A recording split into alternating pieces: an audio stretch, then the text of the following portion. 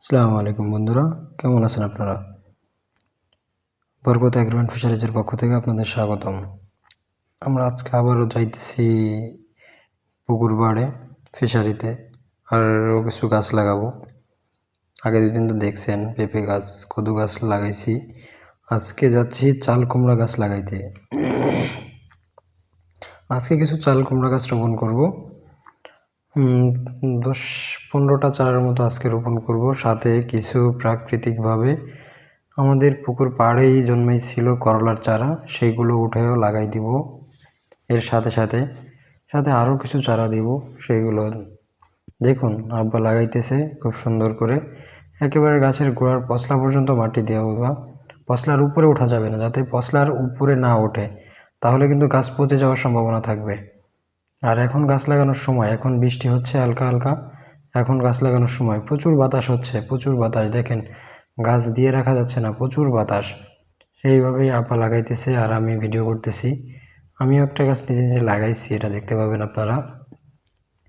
এখন আব্বা এটা লাগাইতেছে, এটা পুকুর পাড়ের ভিতরের সাইডে এটা লাগানো হচ্ছে। তো বলছিলাম ভিতরের সাইডে আমরা চাল কুমড়ার চারা, কদু গাছের চারা এইগুলো দিব, আর বাইরের সাইডে দক্ষিণ সাইডে দিয়েছি পেঁপের চারা। তো আরও কিছু চারা উত্তর সাইডে আরেকটা গাছা আছে, সেই গাছায় লাগাবো।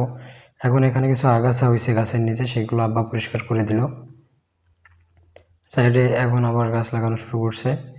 এখন এই সাইডে আমরা চাল কুমড়া গাছের চারা লাগাইতেছি। চাল কুমড়া গাছ তো আপনারা চিনেন হয়তো, কুমড়ার সেম হয়তো ওর থেকে ছোটো হয়। দেখেন আপনাদের আমি দেখাই দিলাম কোন পর্যন্ত মাটি দিব আমরা। পশলা পর্যন্ত, পশলা মোটামুটি পশলা দেখা যাবে, মাটি দিলেও পশলা দেখা যাবে, সেইভাবে গাছ লাগাইতে হবে। এর উপরে উঠলে কিন্তু গাছ পচে যাওয়ার সম্ভাবনা থাকে মাটির নিচে চলে গেলে।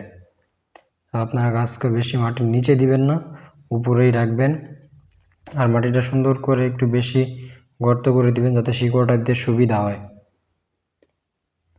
সেভাবে আবার গাছ লাগাইতেছে আর আমি ভিডিও করতেছি। গাছ লাগানো আমাদের শেষের পথে, আর কয়েকটা গাছ আছে, কয়েকটা গাছ লাগানো হলে হয়ে যাবে। আমরা শেষের দিকে চলে আসছি। এখন এখানে একটা গাছ দিব, তারপরে আপনারা দেখতে পাবেন আমরা নিচে 2-3টা গাছ পানি চলে আসতেছিল, সেই জন্য আমরা ওই গাছগুলো উঠায় এনে উপরে লাগাই দিব। এখনই দেখতে পাবেন সেটা হচ্ছে করলার চারা। দেখুন এখন আপনাদের আমি দেখাচ্ছি, দেখেন কীভাবে বাতাসে ঢেউ হচ্ছে, আমাদের পুকুরে কীভাবে ঢেউ হচ্ছে বাতাসে। দেখেন এইভাবে ঢেউ হচ্ছে বাতাসে। এই তো এখন গাছ লাগানো শেষের পথে আমাদের।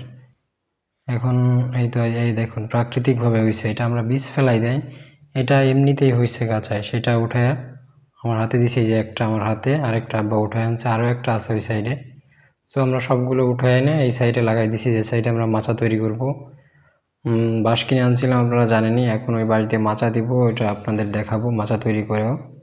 সেই ভিডিওর সামনে পাবেন। আপনারা আমার সাথে থাকুন, দোয়া করবেন আমার জন্য, যেন আমি সফল হতে পারি এবং সবগুলো ঠিকঠাক মতো করতে পারি, কোনো বিপদ আপদ যেন না আসে। সেজন্য আপনারা আমাকে জন্য দোয়া করবেন।